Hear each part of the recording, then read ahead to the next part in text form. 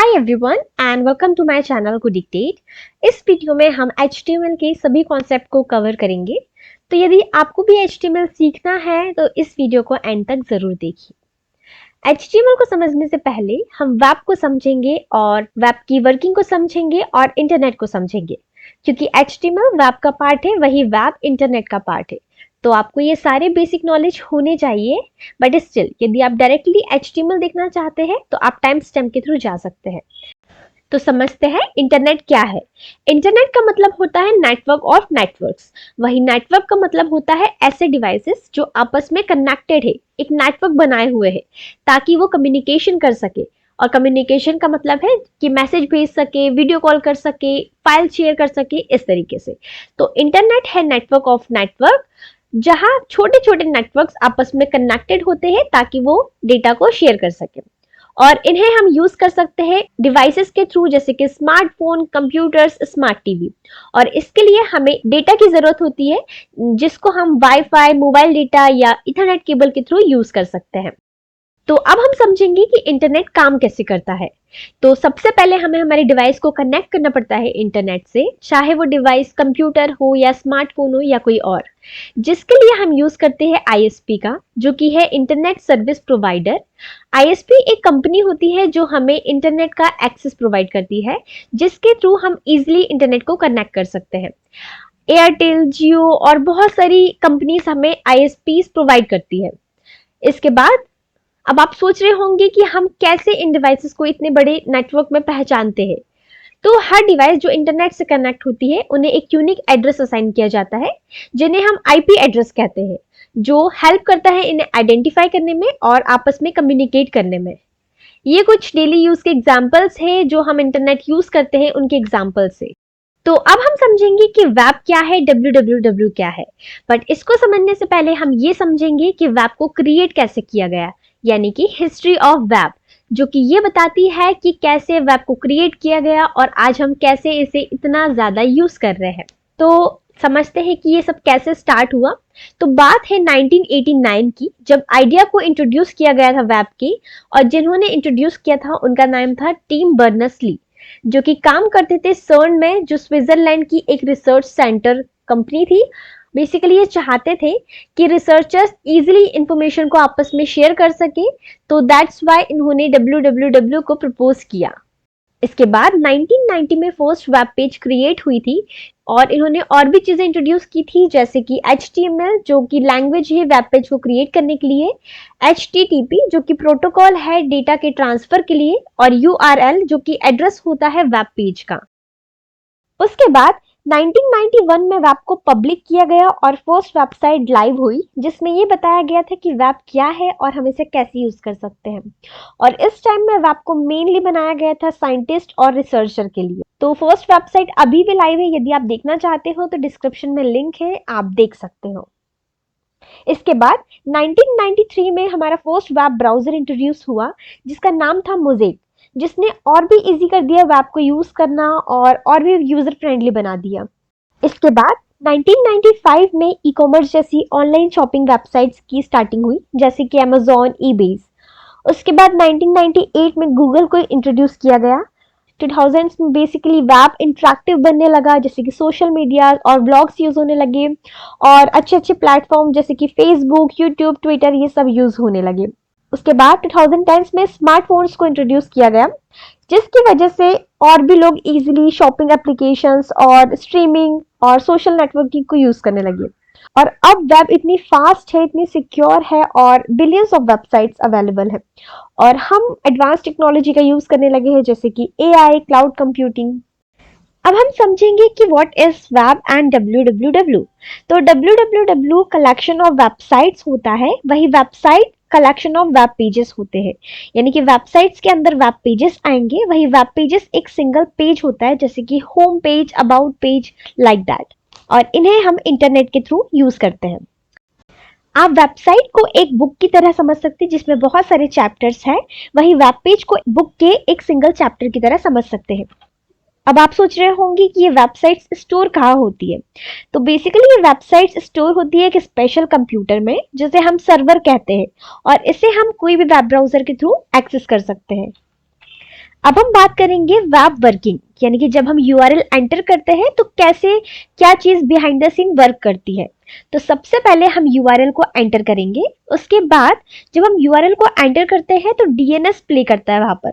DNS का काम होता है डोमेन नेम सिस्टम, यानी कि हम जो भी यूआरएल एंटर करेंगे वो डोमेन होता है, उसको आईपी एड्रेस में कन्वर्ट करना, जिसके थ्रू जब ब्राउजर रिक्वेस्ट भेजेगा सर्वर को through HTTP and HTTPS protocol, तो सर्वर उस आईपी एड्रेस के थ्रू ढूंढना स्टार्ट करेगा वेबसाइट को।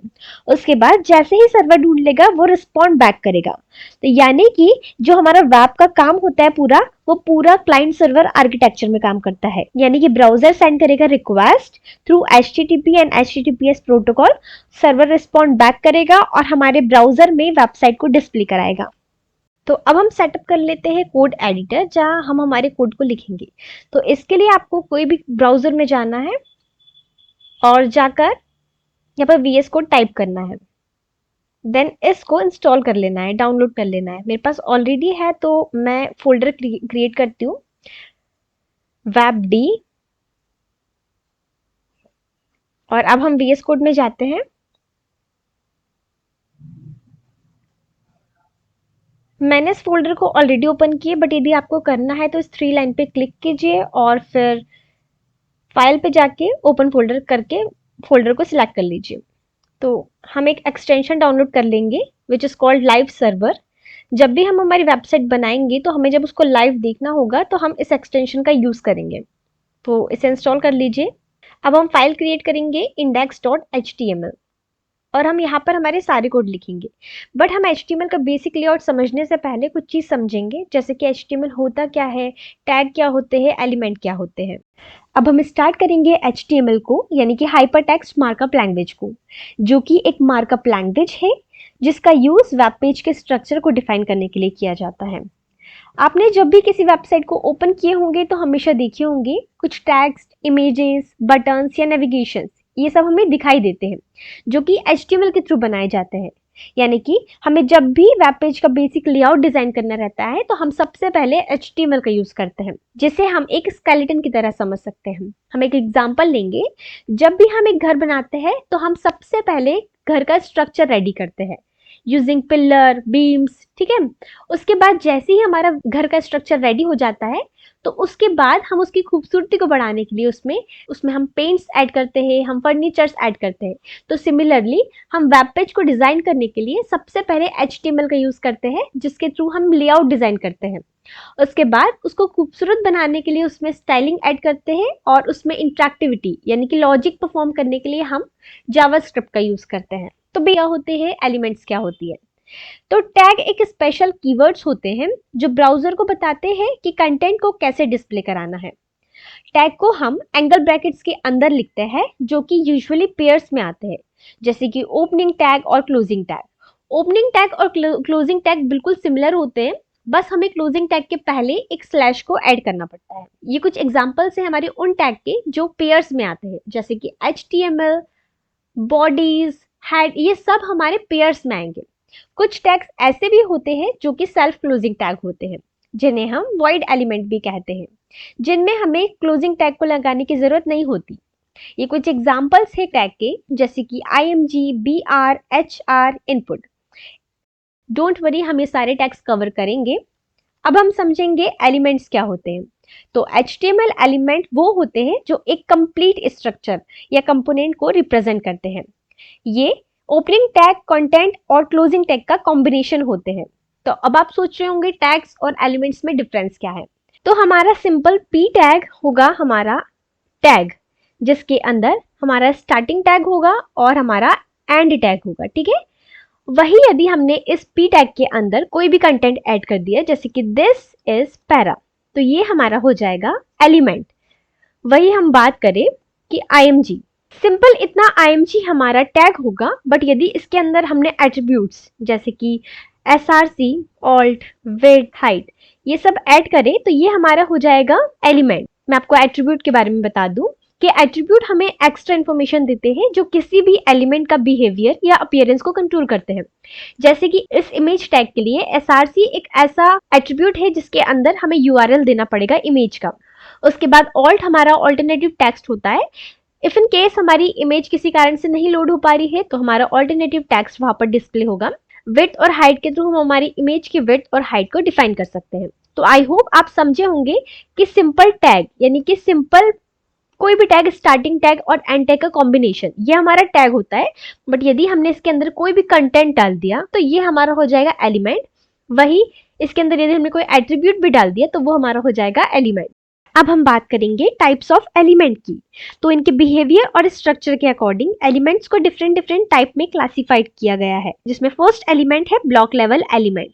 और ये ऐसे एलिमेंट होते हैं जो हमेशा न्यू लाइन से स्टार्ट होते हैं और ये हमेशा पूरी विड्थ को लेते हैं, यानी कि चाहे इन्हें उतनी विड्थ की रिक्वायरमेंट हो या नहीं हो, ये पूरी विड्थ को ही कवर करेंगे। तो देखिए यहाँ पर मैंने div, h1p कुछ एलिमेंट्स बनाए हैं जिन्होंने पूरी विड्थ को कवर किया है, जबकि उन्हें इतनी विड्थ की रिक्वायरमेंट भी नहीं थी। नेक्स्ट होता है इनलाइन एलिमेंट। इनलाइन एलिमेंट वो एलिमेंट होते हैं जो केवल उतनी ही विड्थ लेते हैं जितनी उनको नीड होती है, जितनी उनको जरूरत होती है, और ये न्यू लाइन से स्टार्ट नहीं होते, यानी कि प्रीवियस एलिमेंट जहां पर एंड हुआ है नेक्स्ट एलिमेंट उसके आगे से ही स्टार्ट हो जाएगा, न्यू लाइन से स्टार्ट नहीं होगा। जैसे कि यहाँ पर एग्जाम्पल के लिए मैंने बनाई हूँ span tag, anchor tag, IMG tag. तो इन्होंने केवल उतनी ही विड्थ ली है जितनी इन्हें रिक्वायरमेंट थी, और ये नेक्स्ट लाइन से स्टार्ट नहीं हुए, एक एलिमेंट के बाद ही दूसरा एलिमेंट स्टार्ट हो गया। इसके बाद बात करेंगे सेल्फ क्लोजिंग एलिमेंट की, जिन्हें हम वॉइड एलिमेंट भी कहते हैं। और ये ऐसे एलिमेंट होते हैं जिसमें हमें क्लोजिंग टैग की रिक्वायरमेंट नहीं होती है, यानी कि ये सेल्फ क्लोजिंग होते हैं। जैसे कि एग्जांपल के लिए IMG tag, BR tag, HR tag, input tag. देख सकते हो इसमें मैंने कोई भी क्लोजिंग टैग नहीं लगाया, बट स्टिल ये पूरा कंप्लीट है क्योंकि ये सेल्फ क्लोजिंग एलिमेंट है। इसके बाद बात करेंगे सेमेंटिक एलिमेंट की। तो सेमेंटिक एलिमेंट वो होते हैं जो अपने नाम से ही बताते हैं कि उनका काम क्या है, उनका पर्पस क्या है। जैसे कि इस एग्जांपल में हमारा हेडर प्रॉपरली बता रहा है कि ये हमारी वेबसाइट का हेडर सेक्शन है, यानी कि ये वेबसाइट में सबसे पहले होगा जहां पर लोगो या वेबसाइट का नाम जैसे कंटेंट होंगे। उसके बाद नेविगेशन, यानी कि नेव सेक्शन हमारा नेविगेशन को बताएगा, जैसे कि होम पेज, अबाउट पेज और डिफरेंट डिफरेंट पेजेस। इसके बाद असाइड टैग के थ्रू हम साइड बार्स क्रिएट कर सकते हैं, यानी कि हमें कोई साइड में चीजें क्रिएट करनी हो तो हम उसमें साइड बार का यूज कर सकते हैं। यहाँ सेक्शन भी एक सेमेंटिक एलिमेंट होता है जिसके अंदर हम डिफरेंट डिफरेंट आर्टिकल्स को क्रिएट कर सकते हैं जो एक दूसरे से अलग होते हैं। उसके बाद फुटर एलिमेंट होता है। फुटर एलिमेंट हमेशा वेबसाइट के लास्ट में होता है और इसमें ऐसे कंटेंट्स होते हैं जैसे कि कॉपीराइट कंटेंट्स हो गया, या फिर यदि हमें हमारे सोशल मीडिया की कोई भी लिंक्स लगानी हो जैसे कि इंस्टाग्राम, फेसबुक, तो हम वो यहाँ पर लगा सकते हैं। इससे क्या होता है कि ये ब्राउजर और डेवलपर दोनों के लिए इजी टू अंडरस्टैंड होते हैं, यानी कि इनको देखते से ही समझ आता है कि हमारे वेबसाइट का स्ट्रक्चर क्या है और क्या क्या कौन कौन सी चीज रिप्रेजेंट कर रहा है। उसके बाद फिफ्थ होता है हमारा नॉन सिमेंटिक एलिमेंट, और ये ऐसे एलिमेंट होते हैं जिनके नाम से हमें कुछ समझ नहीं आता कि इनका काम क्या है। जैसे कि इस एग्जांपल में हमने हर चीज को डिव से क्रिएट कर लिया, हमने हेडर को भी डिव से क्रिएट कर लिया, हमने नेविगेशन को भी, असाइड को भी, फुटर को भी। तो यहाँ पर यदि कोई भी ब्राउजर या डेवलपर कोई भी हमारा HTML डॉक्यूमेंट पढ़ेगा तो उन्हें समझ नहीं आएगा। तो अब हम हमारे HTML के स्ट्रक्चर को समझेंगे और हमारे वेब पेज को क्रिएट करेंगे। तो इसके लिए सबसे पहले आपको VS कोड में आना है और एक फाइल क्रिएट करनी है जिसका नाम होगा index.html। इसके बाद आपको सबसे पहले टाइप करना है doc.html, और इस लाइन से ब्राउजर को पता चलेगा कि जो ये डॉक्यूमेंट है ये HTML फाइल है। इसके बाद हम HTML टैग क्रिएट करेंगे जो कि रूट एलिमेंट होता है जिसके अंदर हम सारे HTML को लिखते हैं। HTML टैग के अंदर हम लैंग एट्रीब्यूट का यूज करेंगे जो बताता है वेब पेज की लैंग्वेज, जिसकी वैल्यू EN होगी जो इंग्लिश को रिप्रेजेंट करती है। इसके बाद हम हेड टैग लिखते हैं और हेड टैग के अंदर जो भी लिखा जाता है वो एक्चुअल में वेब पेज में विजिबल नहीं होता, जबकि इसका यूज SEO ऑप्टिमाइजेशन के लिए किया जाता है, यानी कि सर्च इंजन ऑप्टिमाइजेशन के लिए, जिससे हमारा सर्च रिजल्ट और भी इंप्रूव होता है। इसके बाद हम हेड सेक्शन के अंदर मेटा टैग्स को लिखते हैं। ये 2 मेटा टैग्स मैंने लिख चुकी हूँ। अब हम इन मेटा टैग्स को समझेंगे। मेटा टैग्स हमें वेब पेज की इंफॉर्मेशन देता है बट ये यूजर को विजिबल नहीं होता, यानी कि हमारी स्क्रीन में विजिबल नहीं होता, और ये हमारे सर्च रिजल्ट को इम्प्रूव करता है। तो हम फर्स्ट मेटा टैग को समझेंगे जिसमें कि केयर सेट UTF-8 लिखा है, जिसका मतलब होता है Unicode transformation format eight bit encoding standard, यानी कि UTF-8 एक तरीका है कंटेंट को वेब पेज में स्टोर और डिस्प्ले कराने का। इन कंटेंट में टेक्स्ट, लेटर्स, इमोजीज, सिंबल ये सब शामिल है। तो बेसिकली क्या होता है ना कि कंप्यूटर हर चीज को कोड्स के फॉर्म में स्टोर करता है और डिफरेंट डिफरेंट लैंग्वेजेस के सिंबल्स के अलग अलग कोड्स होते हैं। तो UTF-8 एक यूनिवर्सल सिस्टम होता है जो ऑलमोस्ट हर लैंग्वेजेस, इमोजी, सिंबल को समझता है और प्रॉपरली वेब पेज में डिस्प्ले कराता है। यदि हम इसे यूज नहीं करेंगे तो हमारे कुछ कंटेंट्स जैसे कि सिंबल्स या डिफरेंट डिफरेंट लैंग्वेजेस अनरीडेबल दिखेंगे और हम उन्हें रीड नहीं कर पाएंगे।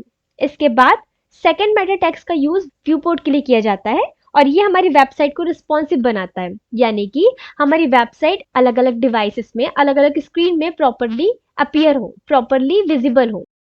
इसके बाद टाइटल टैग होता है। टाइटल टैग का यूज वेबसाइट के नाम को सेट करने के लिए किया जाता है, यानी कि जो भी हम टाइटल के अंदर लिखेंगे वो हमारी वेब पेज का या वेबसाइट का नाम होगा। उसके बाद यदि हम जब स्टाइलिंग करेंगे, CSS का यूज करेंगे, तो जब भी हमें हमारी HTML को CSS से कनेक्ट कराना होता है तो हम हेड टैग के अंदर ही एक टैग का यूज करते हैं जिसका नाम होता है लिंक टैग। के अंदर हम हमारी CSS की फाइल को इम्पोर्ट करते हैं।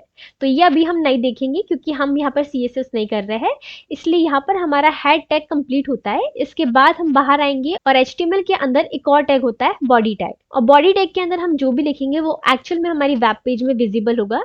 तो हम सबसे पहले कमेंट्स को समझेंगे। तो कमेंट्स ऐसी चीज होती है जो ना कोई टैग होता है, ना ही वो चीज हमारे वेबसाइट में शो होती है। जैसे कि मैंने यहाँ पर डाली HTML बेसिक लेआउट, ठीक है, और इसमें आकर यहाँ पर ऐसे Ctrl+/ को प्रेस की, तो ये कमेंट्स हमारे ऐड हो गई, यानी इस लाइन को हमेशा जो ब्राउजर है वो इग्नोर करेगा। इसे हम क्रिएट करते हैं ताकि हम एक अच्छा सा स्ट्रक्चर बना सके और जो भी चीज को बना रहे हैं उसके बारे में कमेंट्स में लिख सके। यहाँ पर मैं सबसे पहले एक H1 टैग क्रिएट करूंगी जो कि हेडिंग टैग होता है और इसके अंदर मैं कुछ कंटेंट डालूंगी, और सिमिलरली मैं P और div टैग भी क्रिएट करूंगी। हमने ये लिख लिए हैं। अब हम गो लाइव में क्लिक करते हैं और हमारी वेबसाइट को लाइव करते हैं। तो देखो ये हमारा विजिबल है वेबसाइट में, ये तीनों लाइंस हमारी विजिबल है। हमने HTML का बेसिक स्ट्रक्चर समझ लिए हैं। अब हम HTML के कुछ एसेंशियल टैग्स को समझेंगे। तो बेसिकली HTML में बहुत सारे टैग्स होते हैं, पर आपको उन सबको याद करने की ज़रूरत नहीं है। मैं आपको कुछ मोस्ट इंपॉर्टेंट टैग्स को बताऊंगी और आप अभी सिर्फ उतने ही टैग को समझिए। जैसे जैसे आप HTML में कंफर्टेबल होते जाएंगे, मोर टैग्स को खुद ही एक्सप्लोर करेंगे। तो हम शुरू करते हैं हेडिंग एंड टैग्स टैग से। तो सबसे पहले हम हेडिंग टैग को समझेंगे। हेडिंग टैग H1 से लेके H6 तक होती है, जहां पर H1 के अंदर का कंटेंट सबसे बड़ा होता है, वही H6 के अंदर का कंटेंट सबसे छोटा होता है। तो हम शुरू करते हैं। तो इसके लिए सबसे पहले हमें H1 क्रिएट करना है और उसके अंदर कुछ कंटेंट डालना है। सिमिलरली मैं H2 क्रिएट करूंगी, this is H2 and then up to H6, ठीक है। तो यहाँ पर मैंने H1 से लेके H6 तक क्रिएट कर लिए हैं। अब हम इसे सेव करके ब्राउजर में देखते हैं। तो देखिए यहाँ पर H1 के अंदर का कंटेंट सबसे बड़ा दिख रहा है और H2 के अंदर का उससे छोटा, देन उससे छोटा, और H6 के अंदर का सबसे छोटा दिख रहा है। तो आप ये सोच रहे होंगे कि इन्हें कैटेगराइज क्यों किया जाता है। तो बेसिकली इसका यूज किया जाता है इंपॉर्टेंस ऑफ हेडिंग के लिए वेब पेज में, और ये हमें एक सेमेंटिक स्ट्रक्चर देता है जहां पर सर्च इंजन को पता चलता है कि कौन से हेडिंग के अंदर का कंटेंट कितना इंपॉर्टेंट है और कितना इंपॉर्टेंट नहीं है। तो सबसे ज्यादा इंपॉर्टेंट कंटेंट H1 के अंदर का होता है और सबसे बड़ा भी होता है, एंड H6 के अंदर का कंटेंट सबसे लीस्ट इंपॉर्टेंट होता है और सबसे छोटा भी होता है। तो नेक्स्ट टैग है पैराग्राफ टैग, जिसके अंदर हम पैराग्राफ्स को स्टोर कर सकते हैं। तो लिखते हैं हम पैराग्राफ टैग, जिसके लिए हमें सबसे पहले P टैग लिखना है और उसके अंदर हम कोई भी कंटेंट डाल देते हैं। यहाँ मैं डमी टैग्स डाल देती हूँ लॉरेन 40 करके। और देखिए जब हम इसे वेब ब्राउजर में देखेंगे तो ये कुछ इस तरीके से दिखेगा। ये यूजुअली हेडिंग टैग से छोटे होते हैं, तो आप देख सकते हैं हमारा पैराग्राफ टैग कुछ इस तरीके से दिख रहा है। नेक्स्ट टैग होता है BR टैग, जिसका नाम होता है लाइन ब्रेक टैग, जिसका यूज लाइन ब्रेक के लिए किया जाता है, यानी कि जो भी टैग BR के बाद लिखा जाएगा उसके पहले एक लाइन ब्रेक होगा, यानी कि उसके पहले एक खाली लाइन प्रिंट होगी। इसके लिए हमें सबसे पहले H1 क्रिएट कर लेते हैं और इसके बाद हम इसमें BR टैग लगाते हैं and then paragraph tag create करते हैं। सेव करते हैं इसे और रन करते हैं। तो देखिए लेफ्ट साइड में हमारा विदाउट BR है एंड राइट साइड में हमारा विद BR है। तो आप डिफरेंस देख सकते हैं कि लेफ्ट साइड में हमारा कोई लाइन ऐड नहीं हुआ और राइट साइड में ऐड हुआ। इसके बाद नेक्स्ट टैग है HR टैग, जिसे हम हॉरिजॉन्टल लाइन कहते हैं, और ये एक्चुअली हमारे वेब पेज में एक हॉरिजॉन्टल लाइन प्रिंट करता है। जिसके लिए हम सबसे पहले सिमिलरली h1 टैग डाल देंगे, उसके बीच में hr टैग लिखेंगे एंड देन p टैग डालेंगे। तो इसे हम सेव करके ब्राउजर में देखते हैं। देखिए ये हमारे वेब पेज में एक हॉरिजॉन्टल लाइन को प्रिंट कर रहा है, जिससे कि ये एक डिवाइडर की तरह भी काम करता है, यानी कि हमें कोई कंटेंट को सेपरेट करना हो तो हम इसका यूज कर सकते हैं। तो नेक्स्ट टैग है स्ट्रॉन्ग टैग। यदि हमें हमारे कोई भी टेक्स्ट को बोल्ड करना है तो हम उसके लिए स्ट्रॉन्ग टैग का यूज करते हैं, जिसके लिए हम एक पैराग्राफ टैग बनाते हैं डिफरेंस करने के लिए, और उसके बाद हम स्ट्रॉन्ग टैग लिखते हैं और दिस इज स्ट्रॉन्ग। ठीक है, अब हम इसे सेव करते हैं और ब्राउजर में देखते हैं। तो देखिए पैराग्राफ टैग और स्ट्रॉन्ग टैग में डिफरेंस है। स्ट्रॉन्ग टैग हमें थोड़ा सा बोल्ड टेक्स्ट प्रोवाइड कर रहा है। इसके बाद नेक्स्ट टैग है बी टैग, जिसका यूज भी हमें बोल्ड टेक्स्ट के लिए करते हैं। तो हम लिखेंगे बी टैग और लिखेंगे दिस इज बी, और ये भी हमें सेम स्ट्रॉन्ग की तरह ही आउटपुट दे रहा है। तो क्या डिफरेंस है स्ट्रॉन्ग टैग और बी टैग में? तो बेसिकली स्ट्रॉन्ग टैग हमें एक सेमेंटिक मीनिंग देता है, यानी कि सर्च इंजन को बताता है कि जो भी कंटेंट स्ट्रॉन्ग टैग के अंदर लिखा है वो इंपॉर्टेंट है। वही बी टैग सिर्फ हमारे टेक्स्ट को बोल्ड करता है, कोई सेमेंटिक मीनिंग नहीं देता। तो नेक्स्ट टैग है ईएम टैग, जिसका यूज टेक्स्ट को इटैलिक करने के लिए किया जाता है। तो देखते हैं हम इसके लिए। सबसे पहले हमें ईएम टैग क्रिएट करना है, जिसके अंदर हम टेक्स्ट लिखेंगे दिस इज ईएम टैग, और देखिए ये हमारे टेक्स्ट को इटैलिक कर दे रहा है। नेक्स्ट टैग है आई टैग, जिसका यूज भी हम इटैलिक टेक्स्ट के लिए करते हैं। तो देखते हैं दिस इज आई। ओके, तो देखिए ये भी हमारे टेक्स्ट को इटैलिक कर रहा है। तो डिफरेंस क्या है दोनों में? तो बेसिकली आई टैग हमारा कोई स्पेशल मीनिंग ऐड नहीं करता, वही ईएम टैग हमारा एक सिमेंटिक मीनिंग ऐड करता है। इसके बाद यू टैग होता है, जिसका नाम होता है अंडरलाइन टेक्स्ट, और ये हमारे टेक्स्ट के नीचे अंडरलाइन करने के लिए यूज होता है। तो इसके लिए हम यू टैग के अंदर लिखेंगे this is you tag and save करके ब्राउजर में देखेंगे। तो देखिए इसने हमारे टेक्स्ट के नीचे एक अंडरलाइन शो किया है। इसके बाद नेक्स्ट टैग है स्मॉल टैग, जिसका नाम होता है स्मॉल साइज टेक्स्ट। तो यदि आपको कोई स्मॉल साइज का टेक्स्ट लिखना है तो आप इस टैग का यूज कर सकते हैं। तो अब हम देखते हैं, पी टैग भी लिखे हैं हमने, अब हम स्मॉल टैग लिखेंगे दिस इज स्मॉल। ओके, तो देखिए कंपैरिजन देखिए पी टैग में और स्मॉल टैग में, स्मॉल टैग पी से थोड़ा छोटा है। नेक्स्ट टैग होता है मार्क टैग, जिसका यूज हाईलाइटेड टेक्स्ट के लिए किया जाता है, यानी कि यदि हमें कोई पर्टिकुलर टेक्स्ट को हाईलाइट कराना है तो हम इस टैग का यूज करते हैं। देखिए मैंने यहाँ पर दिस इज लिखा है और मार्क को मार्क टेक्स्ट के अंदर लिख रही हूँ। ठीक है, यहाँ पर मैं मार्क टेक्स्ट डाल देती हूँ और अब हम ब्राउजर में देखते हैं। तो देखिए ये हमारे मार्क टेक्स्ट को एक स्पेशल हाईलाइट करके दिखा रहा है। ठीक है, तो यदि आपको भी अपनी वेबसाइट में कुछ ऐसे हाईलाइटेड टेक्स्ट दिखाने हैं तो आप इसका यूज कर सकते हैं। नेक्स्ट टैग होता है डेल टैग, जिसका नाम होता है स्ट्राइक थ्रू टेक्स्ट, जो हमें डिलीटेड वर्ड दिखाता है, यानी कि हमारे टेक्स्ट में एक हॉरिजॉन्टल लाइन शो करता है। तो हम इसके लिए डेल टैग का यूज करेंगे और इसके अंदर हम कंटेंट डालेंगे this is del tag, save करेंगे और देखेंगे हमारे ब्राउजर में। तो देखिए ये हमारे टेक्स्ट के ऊपर एक लाइन शो कर रहा है जो डिलीटेड वर्ड को दिखाता है। तो यदि आपको भी अपनी वेबसाइट में कुछ ऐसे वर्ड्स का यूज करना है तो आप डेल टैग का यूज कर सकते हैं।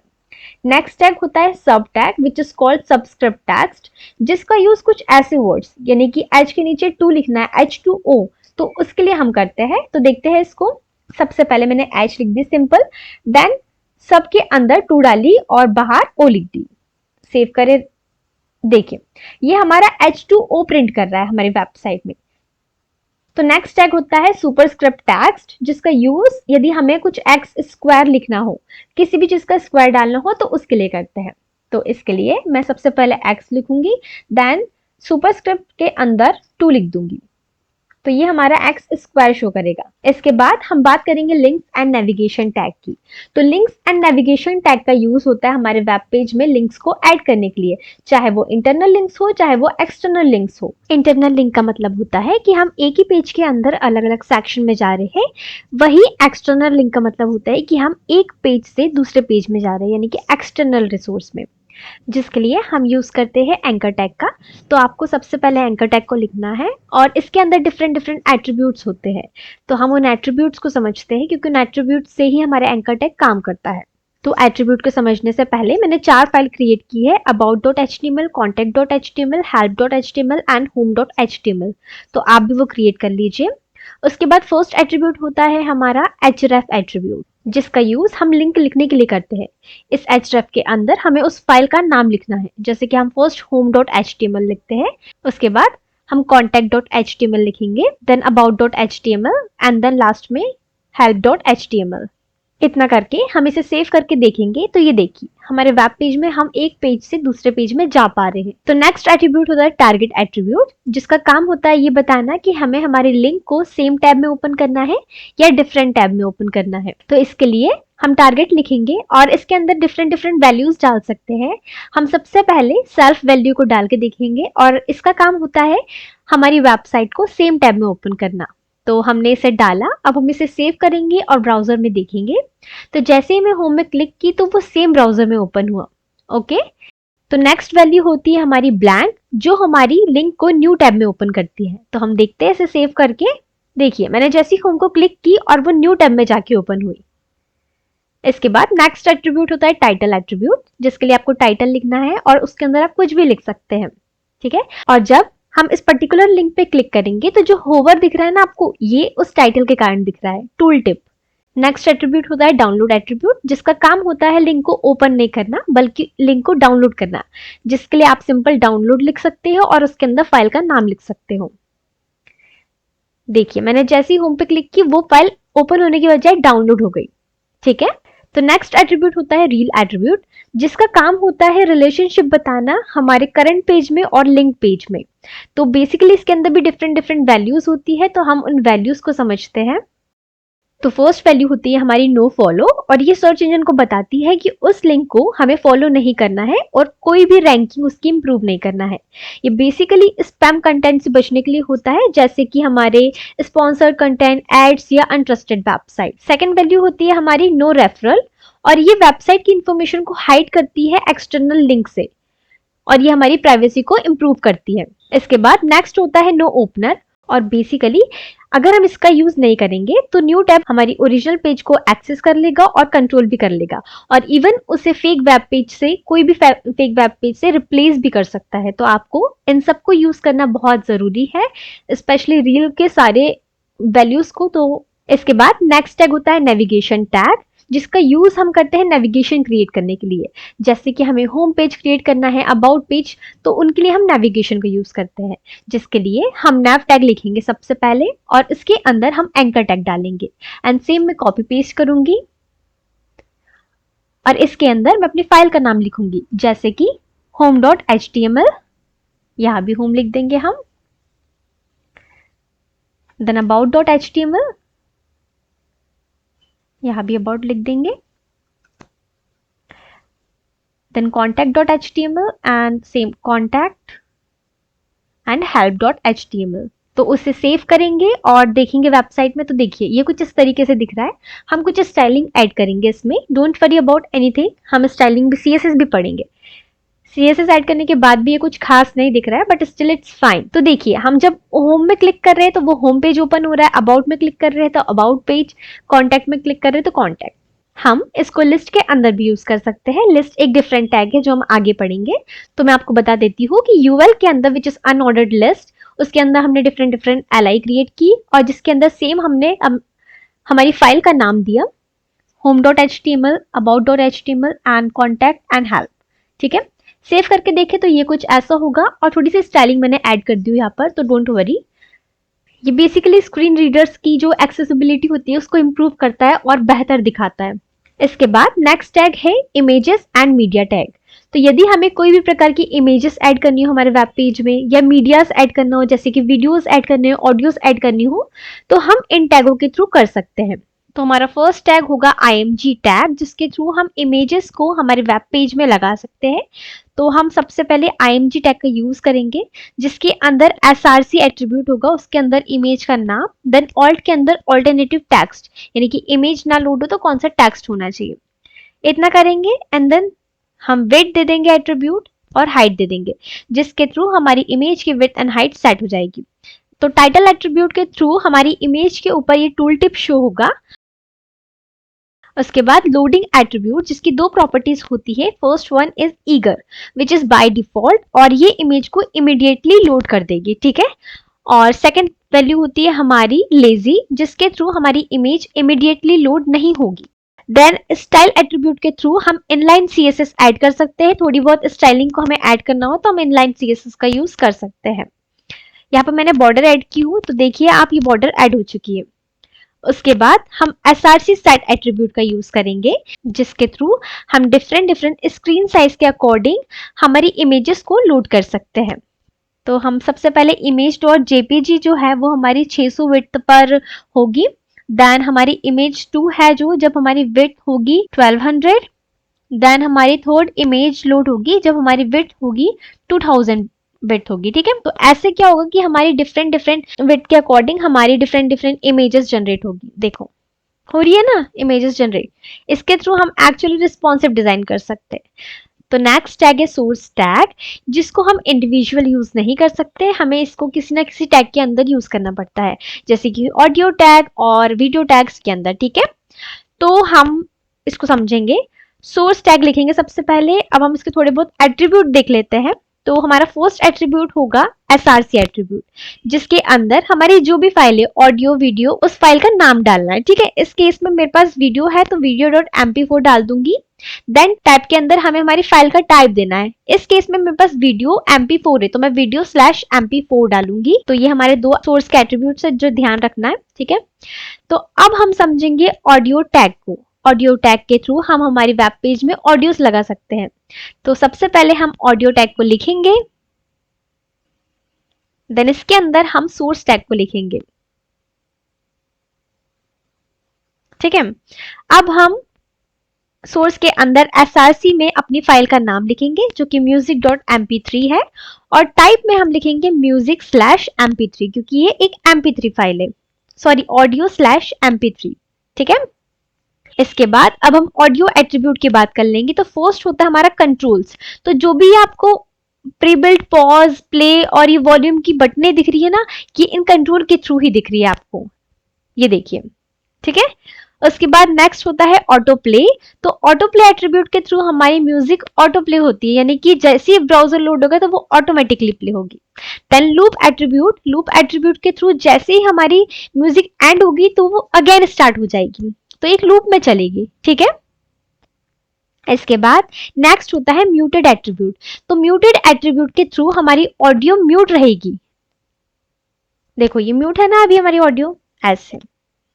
उसके बाद हमारा प्रीलोड एट्रीब्यूट होता है। तो प्रीलोड की 3 वैल्यूज होती है। फर्स्ट ऑटो होगी जो हमारी फुल फाइल को लोड कर देगी जैसे ही वेब पेज लोड होगा। देन जो मेटा डेटा होगा ना, मेटा डेटा सिर्फ मेटा डेटा को लोड करेगी, जैसे कि फाइल के ड्यूरेशन या फाइल का साइज। एंड जो हमारा नन होगा वो कुछ भी लोड नहीं करेगा अंटिल यूजर ना प्ले करे उसे।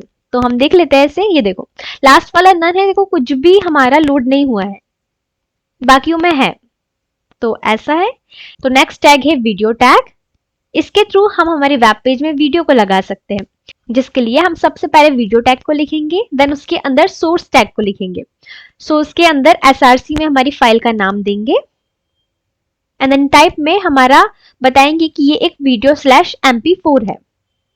उसके बाद वीडियो के भी सारे एट्रीब्यूट्स ऑडियो से सिमिलर है, जैसे कि controls, auto play, loop, muted, preload. ठीक है, तो अब सेव करके देख लेंगे तो देखिए वीडियो प्रॉपरली लोड हो गया है हमारे वेब पेज में, और इसमें ये सारी फंक्शनैलिटी भी है। नेक्स्ट टैग है आई फ्रेम टैग, और आई फ्रेम टैग का यूज होता है किसी एक्सटर्नल वेबसाइट को हमारे वेब पेज में लगाना है, जैसे कि विकिपीडिया या यूट्यूब के वीडियोस को लगाना। देखो ये वीडियो मैंने लगाया है, तो हम सबसे पहले वेबसाइट लगाएंगे विकिपीडिया की, जिसके लिए आई फ्रेम लिखा मैंने, और आई फ्रेम के अंदर एसआरसी फाइल के अंदर हम विकिपीडिया की लिंक देंगे। तो हम सबसे पहले विकिपीडिया की लिंक को कॉपी कर लेते हैं, एंड देन यहां पर आके पेस्ट कर लेते हैं एसआरसी में। सेव करके देखेंगे तो देखिए प्रॉपर विकिपीडिया हमारी वेबसाइट में आ गया है। इसमें सारी फंक्शनैलिटी बिल्कुल विकिपीडिया जैसी है, और हम इसको प्रॉपरली यूज कर सकते हैं सारी फंक्शनैलिटी को। तो अब हम यूट्यूब की वीडियो को एम्बेड करते हैं। तो वीडियो को एम्बेड करने के लिए आपको जो भी वीडियो को एम्बेड करना है उसके 3 डॉट में क्लिक करना है, एंड देन शेयर पे क्लिक करना है। इसके बाद आपको एक एम्बेड कोड का ऑप्शन मिलेगा, देखिए ये, इसे क्लिक करना है, एंड देन आपको ये कोड को कॉपी कर लेना है और सिंपली वीएस कोड में आके पेस्ट कर देना है। इसमें ऑलरेडी आई फ्रेम्स लिखे तो आपको उसको लिखने की भी रिक्वायरमेंट नहीं है। और देखिए हमारे वेब पेज में ये आ चुका है यूट्यूब का प्रॉपर वीडियो। सारी फंक्शनैलिटी बिल्कुल अच्छी और सेम है। आप सेम ऐसे गूगल मैप को भी इम्बेड कर सकते हैं। देखिए ये पूरा प्रॉपर गूगल मैप है जो कि वर्किंग है, तो आप भी इसे कर सकते हैं गूगल मैप को भी इम्बेड। तो अब हम बात करेंगे आई फ्रेम के एट्रीब्यूट्स की। तो फर्स्ट एट्रीब्यूट है एसआरसी एट्रीब्यूट, जिसके अंदर हम हमारे वीडियो के लिंक देंगे। तो देखिए मैंने वीडियो की लिंक दी। अब हमें नेक्स्ट एट्रीब्यूट समझना है, तो जो कि विड्थ एंड हाइट होता है, जिसके थ्रू हम हमारे फ्रेम की विड्थ एंड हाइट को मैनेज कर सकते हैं। इसके बाद फ्रेम बॉर्डर के एट्रीब्यूट के थ्रू आप बॉर्डर को सेट कर सकते हैं। 0 सेट करेंगे तो वो रिमूव हो जाएगी बॉर्डर। नेक्स्ट एट्रीब्यूट है अलाउ फुल स्क्रीन एट्रीब्यूट, जो कि हमारी फुल स्क्रीन अलाउ करता है और ये यूजुअली वीडियोस के लिए होता है। इसके बाद है लोडिंग एट्रीब्यूट, जिसकी वैल्यू हम लेजी रखेंगे तो ये जब जरूरत होगी तभी लोड होगा। अब हम नेक्स्ट टैग पढ़ेंगे टेबल टैग, पर टेबल लिख देती हूँ। टेबल टैग के थ्रू हम हमारी वेबसाइट में टेबल को क्रिएट कर सकते हैं। तो इसके लिए सबसे पहले हम टेबल टैग लिखेंगे। देन इसके अंदर 3 सेक्शंस होते हैं। फर्स्ट हमारा होता है टी हेड, देन हमारा होता है T body and then last में होता है टी फुट। तो टेबल टैग के अंदर हमारी ये 3 चीजें हुई। हम टी हेड के अंदर हमारे सारी हेडिंग की चीजें लिखते हैं, यानी कि यदि हमारे टेबल में हमें रोज बनानी है जो कि मेन होगी, जैसे कि नेम हो गया, एज हो गई, तो ये हमारा क्या है, मेन चीजें जो टॉप पे होनी चाहिए, तो उसको हम टी हेड के अंदर लिखते हैं।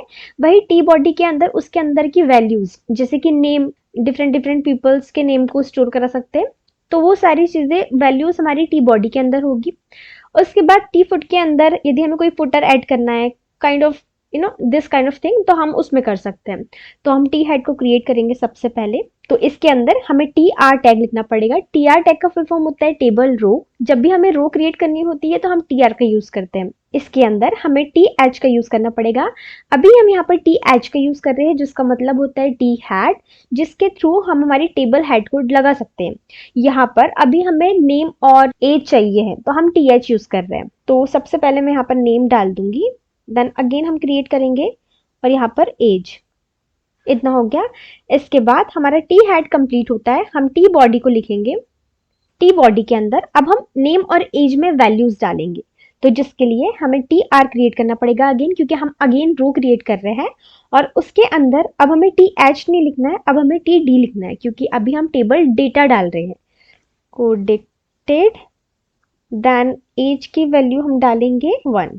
देन हम अगेन क्रिएट करेंगे न्यू डेटा, जिसके लिए हम अगेन टी आर क्रिएट करेंगे और उसके अंदर टी डी लिखेंगे, स्टाउ, एंड देन यहाँ पर हम लिख देंगे 3।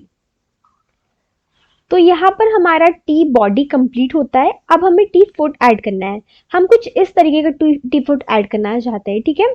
तो इसके लिए हम क्या करेंगे, टी आर क्रिएट करेंगे सेम, देन इसके अंदर टी डी लिखेंगे और लिखेंगे टोटल 2 पीपल्स, ठीक है। हम सेव करेंगे और इसे ब्राउजर में देखेंगे।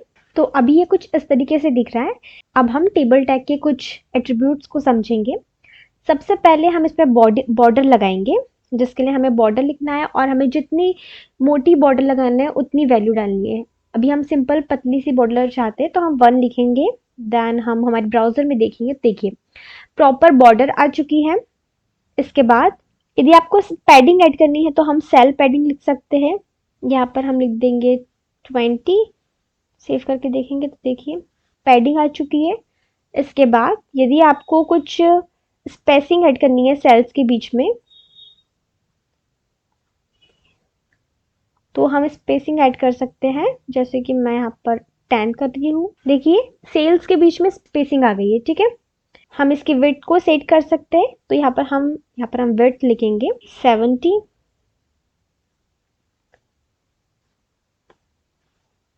देखो 700 में ऐसी हो गई है। इसके बाद अब हम बात करेंगे, यदि हमें लास्ट में, देखो मैं आपको दिखाती हूँ, लास्ट में हम ये जो टोटल 2 पीपल्स आ रहे हैं ना, ये पूरा इतना स्पेस कवर करे, इतना पूरा स्पेस। तो उसके लिए हमें क्या करना है, हमें यहाँ आना है लास्ट में और यहाँ पर हमें एक एट्रीब्यूट ऐड करना है। कॉल स्पैन, और हम कर देंगे 2, सेव करेंगे और देखेंगे जाके तो देखिए इसने 2 कॉलम्स को एक क्रिएट कर लिया है। सिमिलरली हम रो को भी स्पेन कर सकते हैं, मैं आपको करके दिखा देती हूँ। TRTHTHA, देन हम यहाँ पर लिखते हैं B और इसके अंदर हम लिखते हैं row span 10। Then what's happen, देखिए हमारा A थोड़ा अलग दिख रहा है क्योंकि इसने 10 रो को मर्ज किया है, ठीक है। अब हमारा नेक्स्ट टैग होगा लिस्ट टैग। तो यदि आपको भी अपनी वेबसाइट में कोई लिस्ट ऐड करनी है, चाहे वो ऑर्डर्ड लिस्ट हो, चाहे वो अनऑर्डर्ड लिस्ट हो, चाहे वो डिस्क्रिप्शन लिस्ट हो, तो आप लिस्ट टैग के थ्रू कर सकते हैं, जिसके लिए हमें स्पेसिफिक टैग का यूज करना पड़ता है किस टाइप की लिस्ट हमें बनानी है। तो फर्स्ट हम समझेंगे ऑर्डर्ड लिस्ट, जिसके लिए हमें OL क्रिएट करना होता है, विच इज ऑर्डर्ड लिस्ट, और उसके अंदर हमें लिस्ट आइटम डालने होते हैं, जिसके लिए LI टैग होता है। सपोज मैं डाल रही हूँ एप्पल, देन बनाना, देन ऑरेंज। इसे हम सेव करेंगे और ब्राउजर में जाके देखेंगे तो देखो हमें ये 3 लिस्ट शो हो रही है। यदि हमें इनकी वैल्यूज जैसे कि 1 2 3 इनके टाइप को चेंज करना है तो हम इन्हें भी चेंज कर सकते हैं। तो अब हम वो देखते हैं, जिसके लिए आपको ऑर्डर्ड लिस्ट के अंदर आना है और यहाँ पर टाइप एट्रीब्यूट का यूज करना है। ये देखिए डिफरेंट डिफरेंट 1 का यूज कर सकते हैं, कैपिटल ए का, स्मॉल ए का, कैपिटल आई, स्मॉल आई। तो हम अभी यहाँ पर कैपिटल ए का यूज करेंगे, सेव करेंगे। हम देखो यहाँ पर ABC आने लगा है। सिमिलरली हम डिफरेंट डिफरेंट टाइप की वैल्यू को यूज कर सकते हैं, आप इन सबको यूज करके देखिए। इसके बाद हमारा एक और एट्रीब्यूट होता है जिसको कहते हैं स्टार्ट। तो हमारे स्टार्ट के अंदर यदि हमने यहाँ पर 3 डाले और सेव करके देखेंगे तो देखिए ये 3 and 4 and 5 ये 1 से स्टार्ट नहीं हो रही है, जहां से हमें स्टार्ट करने का बोलेंगे वो वहां से स्टार्ट होगी। तो इस एट्रीब्यूट का ये काम होता है। उसके बाद हमारा नेक्स्ट एट्रीब्यूट होता है रिवर्स, जिसका काम होता है लिस्ट को रिवर्स करना। देखो ये हमारी लिस्ट रिवर्स हो चुकी है, 1 नीचे आ रहा है, 3 ऊपर आ रहा है। अब हम बात करेंगे अनऑर्डर्ड लिस्ट की, जिसमें कि हमारे कोई नंबर्स नहीं होते लिस्ट में, इसमें हमारे बुलेट पॉइंट्स होते हैं। तो हम इसके अंदर LI डालेंगे, जिसके अंदर अगेन हम एप्पल, बनाना एंड ऑरेंज से सेव करेंगे और ब्राउजर में देखेंगे तो देखो यहाँ पर हमें एक बुलेट पॉइंट्स दिख रहे हैं। ये सर्कल बुलेट पॉइंट्स है, हम इन बुलेट पॉइंट्स के टाइप को भी चेंज कर सकते हैं। इसके लिए हम सिंपली आएंगे यहाँ पर और अनऑर्डर्ड लिस्ट में टाइप एट्रीब्यूट का यूज करेंगे। इसके बाद यदि हम स्क्वायर लिखेंगे तो देखो हमारे बुलेट पॉइंट्स चेंज हो चुके हैं, ये स्क्वायर दिखने लगा है। सेम हम यहाँ पर नन भी लिख सकते हैं, तो ये नन होगा, और आप डिफरेंट डिफरेंट टाइप्स को खुद से एक्सप्लोर कीजिए। तो अभी के लिए मैं यहाँ पर सर्कल डाल देते हैं। तो नेक्स्ट हम समझेंगे डिस्क्रिप्शन लिस्ट। डिस्क्रिप्शन लिस्ट के अंदर हम कुछ डिस्क्रिप्शन टाइप की चीजें डाल सकते हैं, जिसके लिए हमें DL टैग का यूज करना पड़ेगा, विच इज डिस्क्रिप्शन लिस्ट। और इसके अंदर हम DT which is definition term, इसके अंदर सपोज मैंने लिखी HTML, ठीक है। और इसके अंदर हम DD का यूज कर सकते हैं, which is called definition description, जिसके अंदर सपोज मैं HTML का फुल फॉर्म लिखती हूँ। सेम मैं इसको कॉपी करूंगी, पेस्ट पेस्ट। यहाँ पर हम CSS की बात करेंगे, cascading style sheet, cascading style sheet. Then हम JS लिखेंगे, जावास्क्रिप्ट, ठीक है। अब हम इसे सेव करेंगे और ब्राउजर में जाके देखेंगे तो देखो ये हमारी कुछ डिस्क्रिप्शन, जैसे कि ये हमारा टाइटल है एंड उसके अंदर का डिस्क्रिप्शन है। तो इसके थ्रू हम इस तरीके की लिस्ट को क्रिएट कर सकते हैं। हम नेस्टेड लिस्ट को भी क्रिएट कर सकते हैं, यानी लिस्ट के अंदर लिस्ट।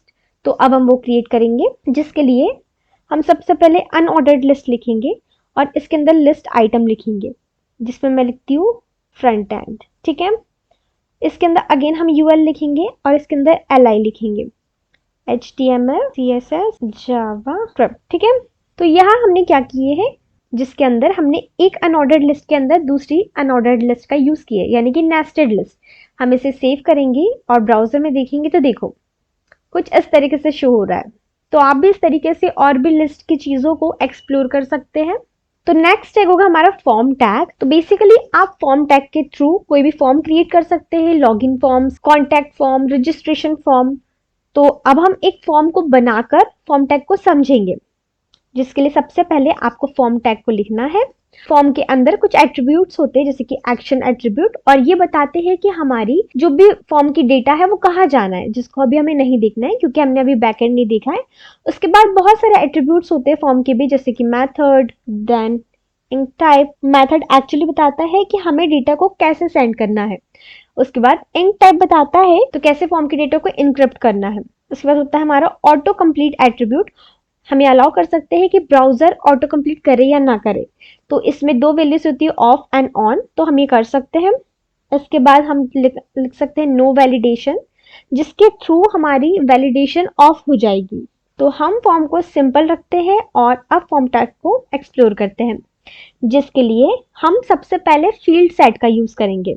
तो एक्चुअली फील्ड सेट एट्रीब्यूट के थ्रू हम क्या करते हैं कि जो भी रिलेटेड फॉर्म एलिमेंट्स होते हैं उन्हें साथ में रखते हैं, ठीक है। तो इसके अंदर हम सबसे पहले क्या करेंगे, हम यहाँ पर लिख देते हैं सबसे पहले पर्सनल डिटेल्स, ठीक है। तो हम सबसे पहले पर्सनल डिटेल ले रहे हैं, सबसे पहले H1 डाल लेंगे, कंप्लीट यूजर रजिस्ट्रेशन फॉर्म। सबसे पहले पर्सनल डिटेल को क्रिएट कर रहे हैं, जिसके लिए हम फील्ड सेट क्रिएट किए हैं और इसके अंदर इनपुट क्रिएट करेंगे।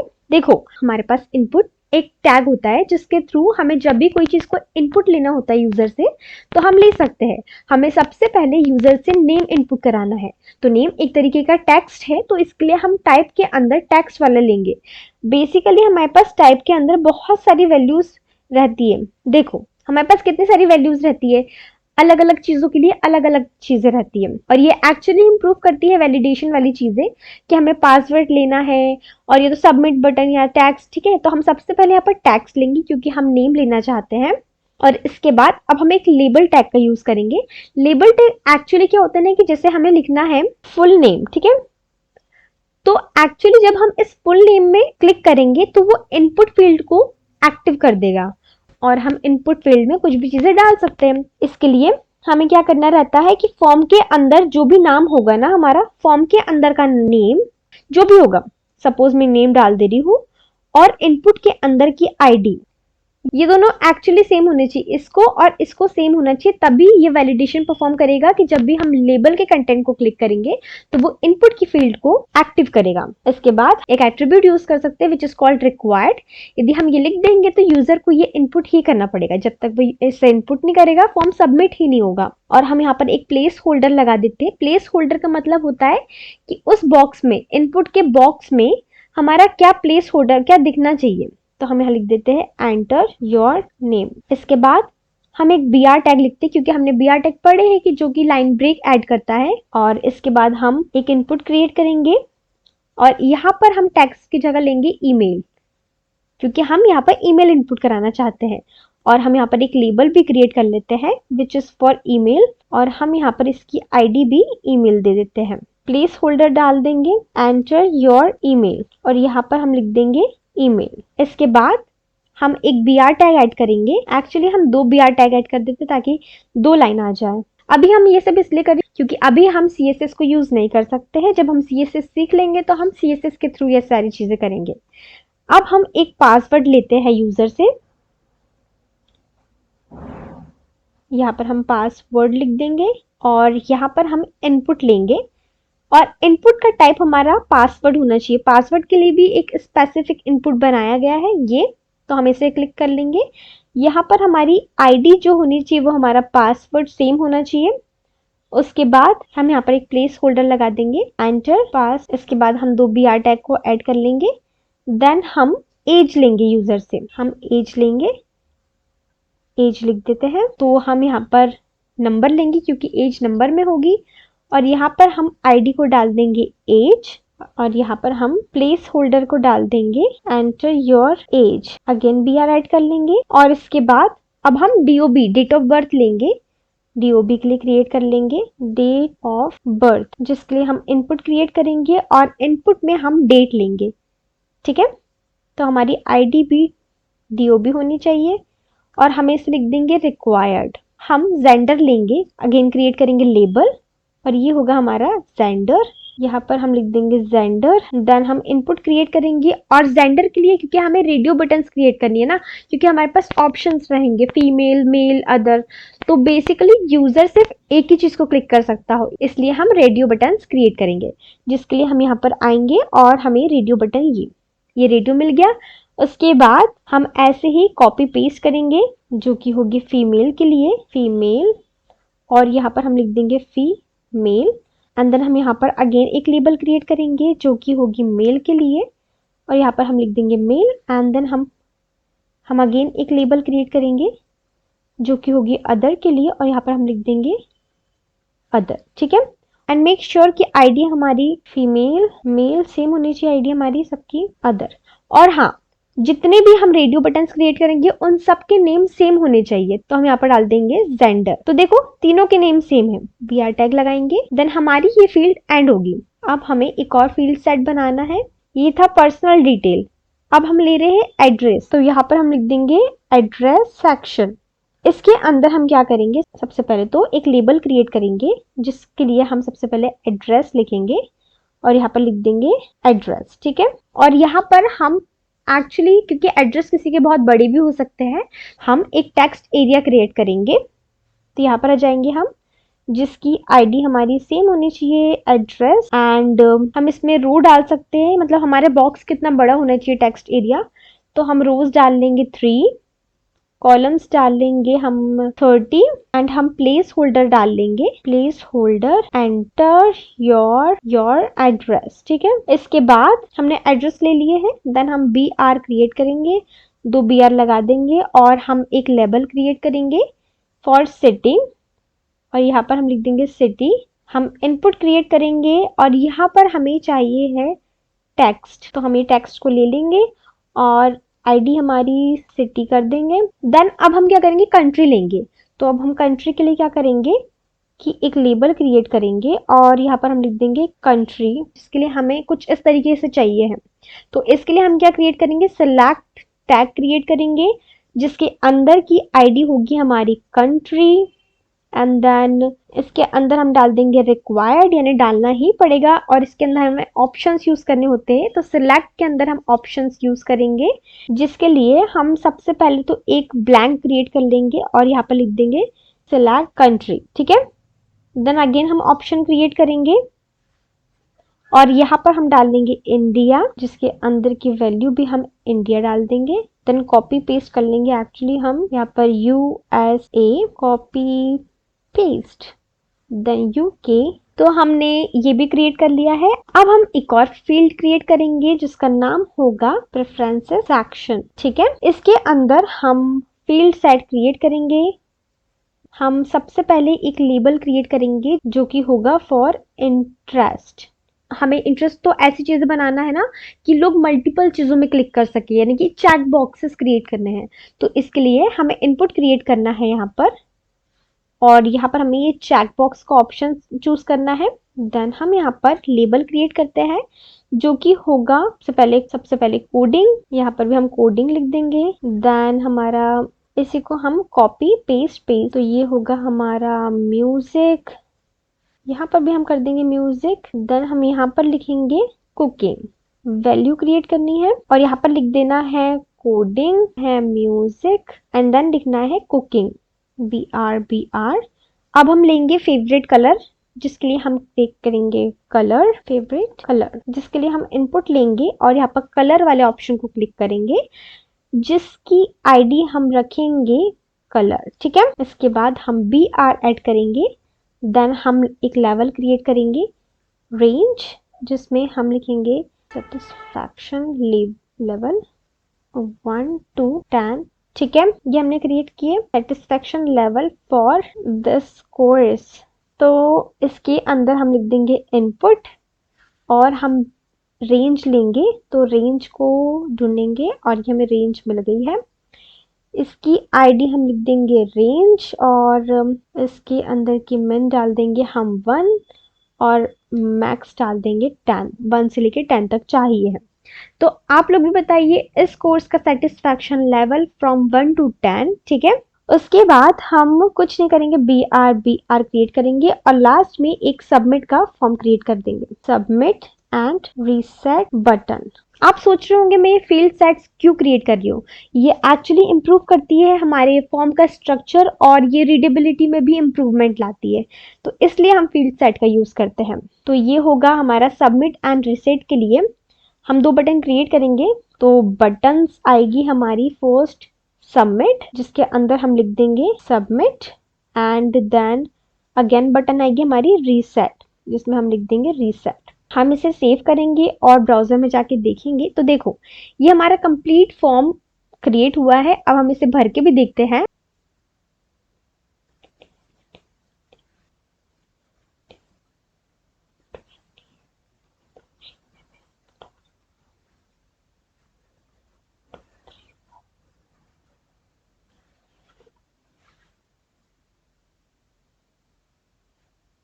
मैं कुछ भी डाल दे रही हूँ, सेंडर तो फीमेल ही है डेफिनेटली। देखो ये हम एक ही चीज सिलेक्ट कर सकते हैं क्योंकि ये रेडियो बटन है। ओके, कंट्री तो डेफिनेटली इंडिया है। देन मेरा इंटरेस्ट है कोडिंग में, म्यूजिक में एंड कुकिंग, तीनों चीज में है। मेरा favourite colour I pick black. Okay, मैं ब्लैक ही रहने देती हूँ। इसके बाद मुझे नहीं पता मेरे कोर्स का सेटिस्फेक्शन लेवल कितना है, तो ये आप बताइए। देखिए उसके बाद हम ये फॉर्म को या तो रीसेट कर सकते हैं, यदि हम रीसेट करेंगे तो सब कुछ रीसेट हो गया, और हम सबमिट भी कर सकते हैं। क्योंकि हमने कुछ फील्ड को रिक्वायर्ड किए थे इसलिए फॉर्म बिना उनके फिल के सबमिट नहीं होगा। तो ये होता है फॉर्म टैग। और हाँ, मैं आपको एक बात कहना चाहूंगी कि आप जितने भी फॉर्म के इनपुट्स होते हैं ना, आप इन सब इनपुट्स को एक एक बार जरूर यूज करके देखिए। सब इनपुट का अलग अलग यूज है, इन सबको बताना इज नॉट राइट थिंग, क्योंकि इन सब में लगे रहेंगे तो हमारा HTML कभी कंप्लीट नहीं होगा। तो आप इन सारे इनपुट्स को एक बार खुद से एक्सप्लोर जरूर कीजिए। हम बात करेंगे सेमेंटिक एंड लेआउट टैग की। तो जो सेमेंटिक टैग होते हैं वो ऐसे टैग होते हैं जिनके नाम से हमें समझ आता है कि उनका काम क्या है, यानी कि उनके नाम से स्पेसिफाई होता है कि उन्हें किन कामों के लिए बनाया गया है। जैसे कि सबसे पहले शुरू करते हैं हेडर टैग से। तो हेडर टैग जो होता है वो हमारा हेडर सेक्शन को डिफाइन करता है। इसके लिए हमें सबसे पहले तो हेडर टैग को बनाना पड़ेगा। तो हम हेडर टैग को लिखते हैं और उसके अंदर हम H1 टैग डालेंगे, जिसमें कि हम हमारे वेबसाइट का नाम लिख देते हैं सपोज। उसके बाद हम नैव टैग डालेंगे। नैव टैग ऐसा टैग होता है जिनका यूज नेविगेशन के लिए यूज किया जाता है। तो नैव टैग के अंदर हम एंकर टैग डालेंगे और इसे हम कॉपी पेस्ट करेंगे और यहाँ पर हम लिखेंगे होम, अबाउट, कॉन्टैक्ट, हेल्प, और इसे हम हटा देते हैं। तो बेसिकली हमने हेडर टैग बनाया जिसके अंदर हमने नेविगेशन का यूज किया और नेविगेशन के अंदर हमने एंकर टैग का यूज किया। यदि हम एक्चुअल में होम और ये सारे पेजेस बनाएंगे तो हमें href के अंदर यहाँ पर उन पेज की लिंक देनी होगी। तो हम इसे सेव करते हैं और रन करते हैं तो ये कुछ ऐसा दिखेगा। अब हम इसमें कुछ स्टाइलिंग ऐड करते हैं। जब हम कुछ स्टाइलिंग ऐड करेंगे तो ये इस तरीके से दिखने लगेगा। अभी आपको इन चीज़ों को समझने की ज़रूरत नहीं है क्योंकि हम CSS को भी समझेंगे।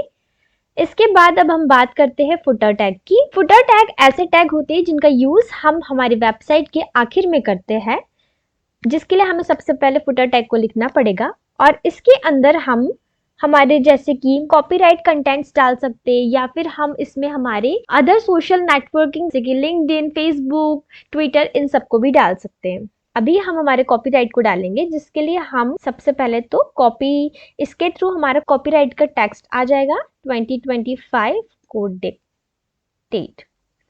इसे सेव करेंगे और देखेंगे तो यहाँ पर ये अभी ऊपर आ रहा है। बेसिकली इसे सबसे लास्ट में आना चाहिए। हम स्टाइलिंग ऐड करेंगे तो ये हमारा कुछ इस तरह दिख रहा है जब मैंने इसमें स्टाइलिंग की। अब हम इसमें मेन कंटेंट को ऐड करेंगे।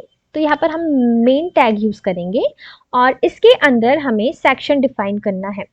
तो बेसिकली आप सेक्शन को ऐसे समझ सकते हैं कि जैसे कि जब हमारे यूट्यूब में कोई प्लेलिस्ट होती है वो सेक्शन होता है।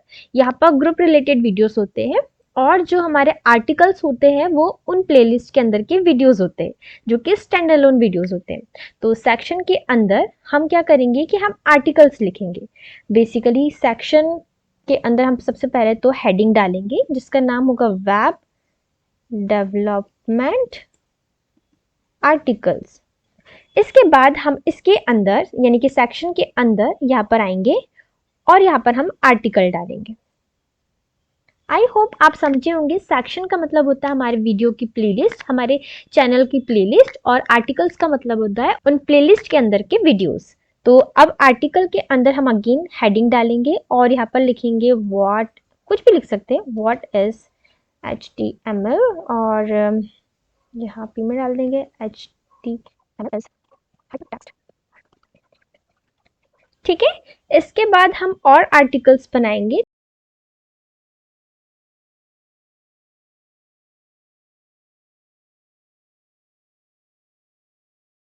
ये हमने कुछ सेक्शन के अंदर आर्टिकल्स बनाए। इसके बाद हम इसे देखेंगे कि ये कैसा दिख रहा है। तो ये कुछ ऐसा दिख रहा है। हम इसमें स्टाइलिंग ऐड करते हैं। स्टाइलिंग ऐड करने के बाद ये कुछ इस तरीके से दिखने लगा है, जहाँ पर हम प्रॉपर देख पा रहे हैं कि क्या हमारा मेन कंटेंट है, उसके अंदर क्या हमारे सेक्शन है, और सेक्शन के अंदर क्या हमारे आर्टिकल है। अब हम बात करेंगे असाइड की। तो बेसिकली जो हमारा असाइड होता है वो हमारा साइड बार की तरह काम करता है, और ये भी हमारा मेन के अंदर आएगा। तो इसे हम सेक्शन के नीचे लिखते हैं, और यहाँ पर हम असाइड टैग का यूज करेंगे, जिसके अंदर हम H3 डालते हैं पहले और लिखते हैं वेब डेवलपमेंट रिसोर्सेस। इसके अंदर हम UL डालेंगे, और UL के अंदर हम LI डालेंगे, LI के अंदर एंकर टैग डालेंगे, और बेसिकली जो भी हमारे लिंक्स होंगे हम यहाँ पर लिख देंगे, यहाँ पर डाल देंगे href के अंदर।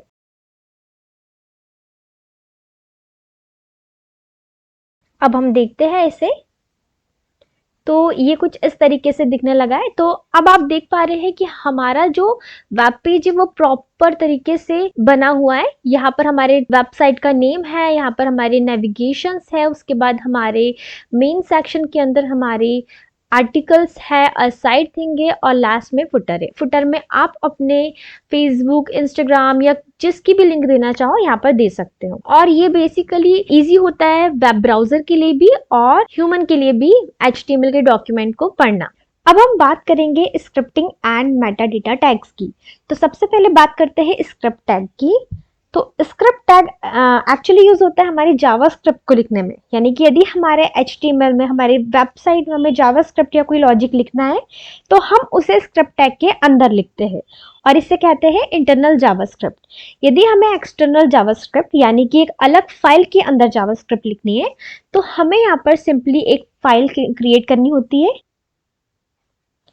और बेसिकली हमें यहाँ पर हमारा जावास्क्रिप्ट लिखना होता है, और हमें यहाँ पर स्क्रिप्ट के अंदर src एट्रीब्यूट के अंदर हमारी फाइल का पाथ मेंशन करना होता है। तो इसके थ्रू हम हमारी एक्सटर्नल जावास्क्रिप्ट को लिख सकते हैं। इसके बाद बात करें स्टाइल टैग की। तो स्टाइल टैग को हेड टैग के अंदर यूज किया जाता है, जो कि यूज होता है स्टाइलिंग के लिए। यानी कि यदि हमें हमारी वेब पेज में कोई स्टाइलिंग करनी है तो हम स्टाइल टैग का यूज करते हैं।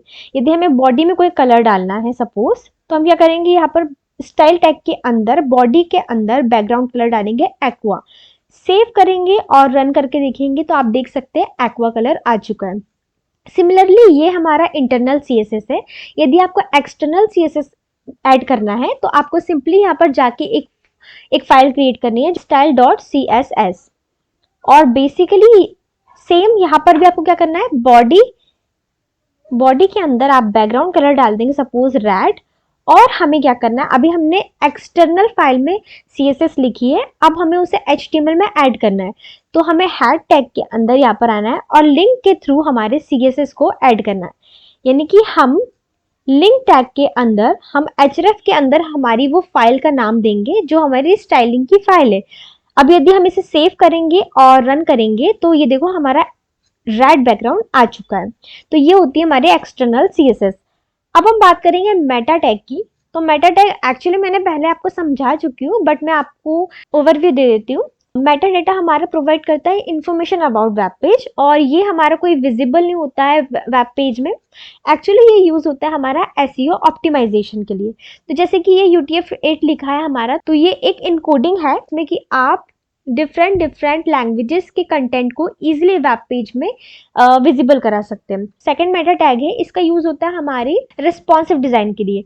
बेसिकली ये व्यू पोर्ट देखता है कैसे शो होना चाहिए, मोबाइल में कैसा होना चाहिए, डेस्कटॉप में कैसा, उसका इनिशियल जूम लेवल या स्केल कितना होना चाहिए, ये सारी चीजें मेटा टैग देखता है। हमारे और भी मेटा टैग्स हो सकते हैं, जैसे कि यदि हमें हमारी वेबसाइट के डिस्क्रिप्शन को लिखना है तो हम उसमें भी मेटा टैग लगा सकते हैं। यहाँ पर मेटा लिखना है और इसके अंदर यहाँ पर नेम वाले सेक्शन में हमें यहाँ पर डाल देना है डिस्क्रिप्शन, और उसके बाद हमें यहाँ पर डालना है कंटेंट में लर्न HTML CSS एंड। तो बेसिकली क्या होगा होगा ना कि जब भी हमारा कोई वेबसाइट सर्च करेगा तो डिस्क्रिप्शन के बेसिस पे भी वो वेबसाइट शो हो सकती है, ठीक है। इसके बाद यदि हमें हमारे ऑथर का नाम लिखना है तो हमें सिंपली सेम वैसे ही करना है, मेटा टैग लिखना है और उसके अंदर यहाँ पर नेम वाले सेक्शन में हमें ऑथर लिखना है, कंटेंट वाले सेक्शन में लिख देना है हमारे ऑथर का नाम। तो बेसिकली ये सारी चीजें एसईओ ऑप्टिमाइजेशन के लिए बहुत अच्छी होती है। तो अब हम थोड़े और टैग्स को एक्सप्लोर करेंगे। तो सबसे पहले समझेंगे details tag and summary tag. तो बेसिकली ये क्या क्रिएट करता है, कोलैप्सिबल सेक्शन क्रिएट करता है जिसके थ्रू हम इसे ओपन कर सकते हैं या क्लोज कर सकते हैं। तो इसके लिए आपको सिंपली डिटेल टैग को लिखना है बॉडी के अंदर। हम यहाँ पर डिटेल टैग को लिखेंगे और इसके बाद इसके अंदर हम समरी लिखेंगे, समरी टैग को, और जहां पर हम लिखेंगे click to see more details, ठीक है। हमने डाला। अब हमें क्या करना है, इसके बाद पी टैग के अंदर लिख देना है हमारा, सपोज मैं लिख दे रही हूँ अभी के लिए डमी टैग्स लिख दे रही हूँ कोई भी, ठीक है। मैंने कोई डमी टैग्स डाल दी हूँ। अब हम इसे सेव करेंगे और रन करके देखेंगे तो देखो ये हमारा एक कोलैप्सिबल चीज हमें प्रोवाइड करता है जिसको हम ओपन कर सकते हैं पूरी चीज को देखने के लिए और हम इसे क्लोज कर सकते हैं। तो ऐसा होता है हमारा डिटेल एंड समरी टैग। इसके बाद हम बात करेंगे डायलॉग टैग की।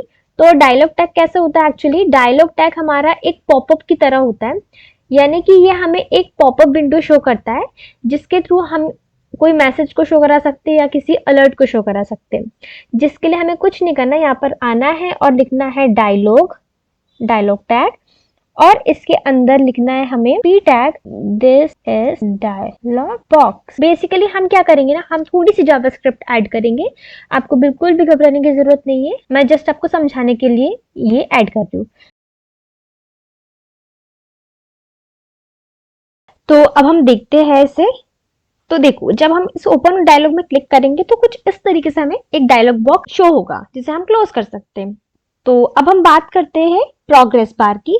तो हम प्रोग्रेस टैग का यूज करके प्रोग्रेस बार क्रिएट कर सकते हैं। प्रोग्रेस बार का मतलब कि हमारा कितना काम हुआ है, जैसे कि हम कोई फाइल डाउनलोड कर रहे हैं तो कितनी फाइल डाउनलोड हुई है।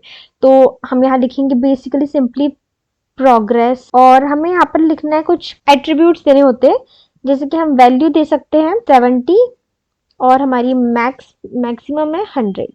जब हम इसे सेव करेंगे और देखेंगे तो देखो ये एक प्रोग्रेस बार की तरह शो हो रहा है। हम इसे अपने फाइल डाउनलोड या किसी भी चीज में लगा सकते हैं। अब हम बात करेंगे मीटर टैग की। तो मीटर टैग हमें एक वैल्यू शो करता है विद इन अ रेंज, जैसे कि हम स्टार रेटिंग की बात करें या बैटरी लेवल की बात करें या टेम्परेचर की बात करें, तो ये हमें कहीं ना कहीं एक वैल्यू शो करता है, जैसे स्टार रेटिंग में 1 to 5 स्टार और बैटरी लेवल में 100%। तो इस तरीके से अब हम क्रिएट करते हैं इसे। तो हमें क्या करना है, यहाँ पर मीटर टैग डालना है और यहाँ पर वैल्यूज देनी है हमें। सबसे पहले हम वैल्यू सपोज 75 देते हैं, मिन हम देंगे 0, मैक्स हम देंगे 100, लो हम देंगे 30 एंड हाई हम देंगे 8, ऑप्टिमम हम देंगे। तो बेसिकली जैसे बैटरी परसेंटेज नहीं होते कि 30 में हमारी लो बैटरी हो जाएगी, 80 में हाई और ऑप्टिमम, है ना। तो इस तरीके से हमारा मीटर काम करता है। अब हम देखते हैं मीटर को। तो ये हमारा कुछ मीटर है, ठीक है। तो बेसिकली ये कुछ टैग्स थे। आई नो कि बहुत सारे टैग्स होते हैं HTML में, बट हम जैसे जैसे काम करेंगे तो हम नए नए टैग को एक्सप्लोर करेंगे। हम एक वेबसाइट क्रिएट करने वाले हैं यूजिंग प्योर HTML, जहां पर आपको कोई एडवांस टेक्नोलॉजी की ज़रूरत नहीं है, ना ही CSS, ना ही जावास्क्रिप्ट, ना ही किसी और चीज़ की। हम ये बिल्कुल HTML में क्रिएट करेंगे। तो हम शुरू करते हैं वेबसाइट को देखना। ये हमारी वेबसाइट है जिसमें कि सबसे पहले मैंने एक लोगो ऐड किया है, उसके बाद कुछ लिखी हूँ और उसके बाद मैंने डिफरेंट डिफरेंट सेक्शंस बनाए हैं। About, courses, project. यदि आप इस पर्टिकुलर चीज को क्लिक करेंगे तो आप उस पर्टिकुलर सेक्शन में जाएंगे, जैसे कि आप देख सकते हैं। ऐसे ही मैंने डिफरेंट डिफरेंट सेक्शंस बनाए हैं और लास्ट में गेट इन टच का एक गूगल फॉर्म बनाया है, जो डेफिनेटली यहाँ पर अभी वर्किंग नहीं है, बट हम वो भी सीखेंगे धीरे धीरे। उसके बाद लास्ट में मैंने फुटर ऐड की है। तो ये वेबसाइट बहुत बेसिक है, आई नो, बट स्टिल क्योंकि अभी हमने हमारी वेब डेवलपमेंट की जर्नी शुरू की है तो हमें आराम से शुरू करना है। और हम ये भी सीखेंगे कि हमने यहाँ पर लोगो कैसे लगाए। तो शुरू करते हैं वेबसाइट को बनाना। सबसे पहले हम VS कोड को ओपन करेंगे। उसके बाद एक फाइल क्रिएट करेंगे index.html। उसके बाद यहाँ पर हम सबसे पहले लिखेंगे डॉक टाइप HTML। हम क्यों लिखते हैं ये? क्योंकि हम ब्राउजर को बताना चाहते हैं कि ये एक HTML डॉक्यूमेंट है। उसके बाद हम HTML का टैग लिखेंगे।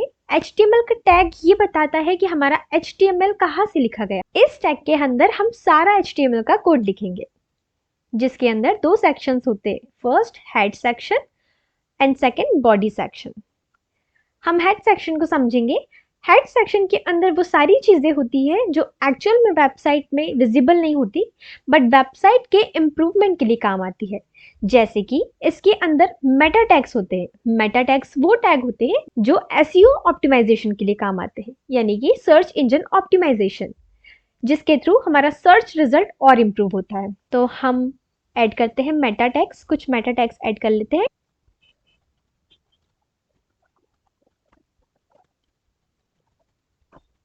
ये दो मेटा टेक्स्ट को हम लिखते हैं, जिसमें कि UTF-8 एक इनकोडिंग है, जिसके थ्रू हम डिफरेंट डिफरेंट लैंग्वेजेस के कंटेंट को वेबसाइट में इजीली शो करा सकते हैं। उसके बाद सेकंड मेटा डेटा का यूज हमारी व्यू पोर्ट के लिए होता है, यानी कि हमारी वेबसाइट रिस्पॉन्सिव होनी चाहिए, वो मोबाइल और हर डिवाइसेस में प्रॉपरली विजिबल होनी चाहिए।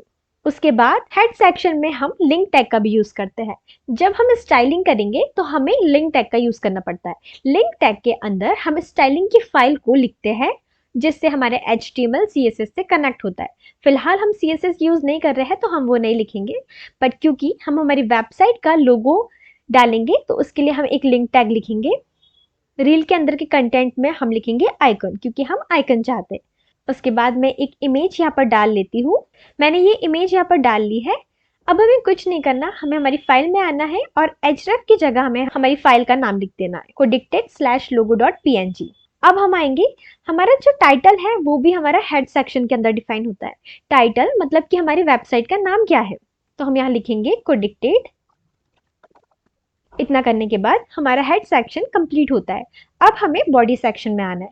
बॉडी सेक्शन वो सेक्शन होता है जहां पर जो भी हम लिखेंगे वो एक्चुअल में वेब पेज में विजिबल होता है। तो हम सबसे पहले बॉडी सेक्शन में आएंगे और हम हेडर क्रिएट करेंगे। जब भी हम वेबसाइट क्रिएट करते हैं तो वो पार्ट्स में डिवाइड होती है। जैसे सबसे पहले हमारा हेडर पार्ट होता है, जिसके अंदर हम नेविगेशन की चीज़ें लिखते हैं। उसके बाद हमारा मेन कंटेंट होता है, जिसके अंदर हम हमारे सारे मेन चीज़ें लिखते हैं। उसके बाद हमारा फुटर होता है। तो सबसे पहले हम हेडर टैग क्रिएट करेंगे, जिसके लिए आपको हेडर टैग लिखना है। इसके बाद हम हेडर के अंदर H1 डालेंगे और उसके अंदर एक IMG डालेंगे। IMG का सोर्स के अंदर हमारा codicted.logo.png होगा और ऑल्ट में हम अल्टरनेटिव टैग्स डालेंगे, यानी कि जब हमारी इमेज लोड नहीं हो पाती है तो हमारा अल्टरनेटिव क्या टेक्स्ट वहां पर विजिबल होना चाहिए। इसके बाद हम क्योंकि CSS का यूज नहीं कर रहे हैं तो हम यहाँ पर IMG के एट्रीब्यूट्स का यूज करेंगे। सबसे पहले हम विड्थ सेट कर लेंगे, जो कि हम 70 सेट करेंगे। उसके बाद हम यहाँ से बाहर आएंगे और हमारे H1 के अंदर लिख देंगे codicted। इतना करने के बाद हम सेव करेंगे और गो लाइव में क्लिक करेंगे। तो आप देख सकते हैं हमारा हेडर का कुछ पार्ट बन चुका है। अब हमें हमारे सेक्शंस बनाने हैं। इसके बाद हम वापस आएंगे और हम H1 के बाद एक P टैग डालेंगे, जो कि एक पैराग्राफ टैग है, जिसमें हम लिखेंगे। इतना करने के बाद अब हम नैव क्रिएट करेंगे, यानी कि नेविगेशन। नेविगेशन हेडर सेक्शन के अंदर होता है, जिसमें कि हम होम, अबाउट, ये सारी चीजें लिखते हैं। इसके लिए हम नैव टैग लिखेंगे और उसके अंदर एक UL टैग लिखेंगे। UL टैग एक अनऑर्डर्ड लिस्ट है, जिसके अंदर हम लिस्ट क्रिएट कर सकते हैं। उसके बाद हम LI डालेंगे, जो कि लिस्ट आइटम होते हैं, जिसके अंदर हम एंकर टैग डालेंगे। एंकर टैग का यूज हमारी लिंक्स के लिए होता है। हम इसी को कॉपी पेस्ट करेंगे। इसके बाद href के अंदर हम हैश अबाउट लिखेंगे। ये जो हैश अबाउट है ये एक इंटरनल लिंक की तरह काम करता है, यानी कि जब भी हम अबाउट सेक्शन बनाएंगे और उसकी ID अबाउट डालेंगे तो क्या होगा कि यहाँ पर यदि हमने अबाउट लिखे तो जब हम इस अबाउट को क्लिक करेंगे तो वो डायरेक्टली उस पर्टिकुलर सेक्शन में हमें पहुंचा देगा। सेम हम और भी लिखेंगे।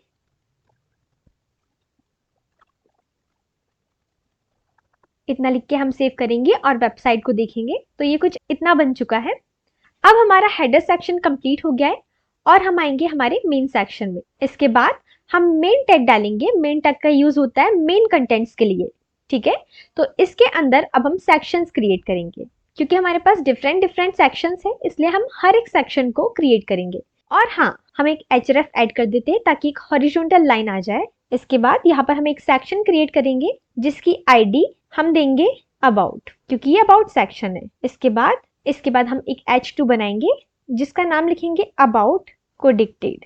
इसके बाद अब हम एक p टैग लिखेंगे जिसके अंदर हम लिखेंगे एट, और इसके अंदर हम स्ट्रॉन्ग टैग का यूज करेंगे ताकि वो थोड़ा बोल्ड दिखे।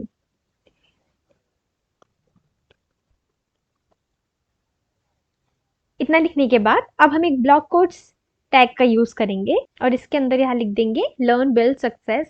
बेसिकली हमने ब्लॉक कोट्स का यूज इसलिए किया है क्योंकि ये हमारे कंटेंट को थोड़ा अंदर धसाता है और इससे हमारे क्वाड्स प्रॉपरली विजिबल होते हैं। इसके बाद हमारे ये सेक्शन कंप्लीट हो गया है, तो हम इस सेक्शन के बाद एक HR टैग लिखेंगे। उसके बाद हम अलग सेक्शन बनाएंगे जो कि होगा कोर्सेज के लिए, जिसकी आईडी हम लिखेंगे कोर्सेज, और इसके अंदर एक H2 डालेंगे जिसके अंदर लिखेंगे अवर कोर्सेज। इसके बाद हम एक अनऑर्डर्ड लिस्ट बनाएंगे और उसके अंदर li डालेंगे। सिमिलरली हम इसे कॉपी पेस्ट करेंगे। इतना लिखने के बाद हमारी ये सेक्शन कंप्लीट हो गया है। HR लिख देते हैं। अब हम दूसरा सेक्शन बनाएंगे जिसका नाम होगा प्रोजेक्ट्स, तो हम यहाँ आईडी में डाल देंगे प्रोजेक्ट्स।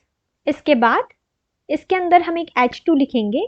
H2 के अंदर लिखेंगे हम हैंड्स ऑन प्रोजेक्ट। इसके बाद हम एक p टैग क्रिएट करेंगे जिसके अंदर लिखेंगे।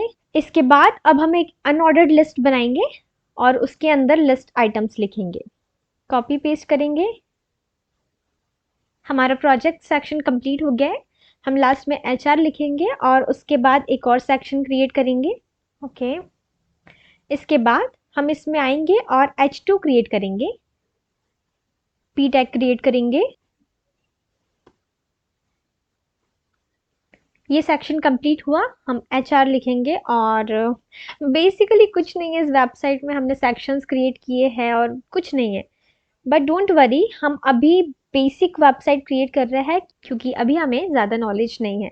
आईडी डालेंगे, कॉन्टैक्ट, और यहाँ पर हम एक फॉर्म क्रिएट करेंगे। सबसे पहले H2 डालेंगे और लिखेंगे गेट इन टच, और यहाँ पर भी डाल देंगे, ठीक है।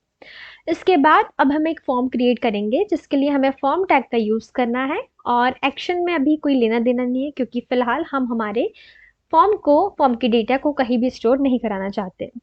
इसके बाद यहाँ आकर हम लेबल का यूज़ करेंगे। लेबल का यूज़ बेसिकली हम क्यों करते हैं, क्योंकि हम जब इस लेबल के कंटेंट को क्लिक करें तो हमारा इनपुट वाला फील्ड ऑटोमेटिक क्लिक हो जाए। तो हम यहाँ पर आएंगे और यहाँ पर लिखेंगे नेम डालेंगे। उसके बाद इसके अंदर इनपुट टैग डालेंगे। सबसे पहले टैग्स, यहाँ पर हम नेम में नेम डालेंगे। देन हम यहाँ पर प्लेस होल्डर डालेंगे, एंटर योर नेम, सिंपल। और हम यहाँ पर एक BR ऐड कर देंगे ताकि हमारा नेक्स्ट न्यू लाइन से स्टार्ट हो। उसके बाद हम सेम ईमेल के लिए और मैसेज के लिए क्रिएट करेंगे, और लास्ट में हम एक बटन क्रिएट करेंगे सबमिट के लिए। तो अब तक हमारा हेडर सेक्शन हो गया है और मेन सेक्शन हो गया है। अब हमें फुटर सेक्शन बनाना है। तो फुटर सेक्शन के लिए हम बाहर आएंगे मेन से और फुटर टैग का यूज़ करेंगे जिसमें हम लिखेंगे, और यहाँ पर हम हमारे फुटर्स को ऐड कर लेंगे। तो अब हम देखते हैं हमारी वेबसाइट को। तो ये एग्जैक्टली हमारी वेबसाइट रेडी है और ये बहुत ही सिंपल है, आई नो, बट फिर भी क्योंकि आप अभी बहुत बिगिनर है तो इट्स फाइन। अब मैंने यहाँ पर आपको कुछ टास्क दिए हैं, तो आप उन सबको क्रिएट कीजिए खुद से। तो ये एक फर्स्ट वेबसाइट है which is grand celebration website.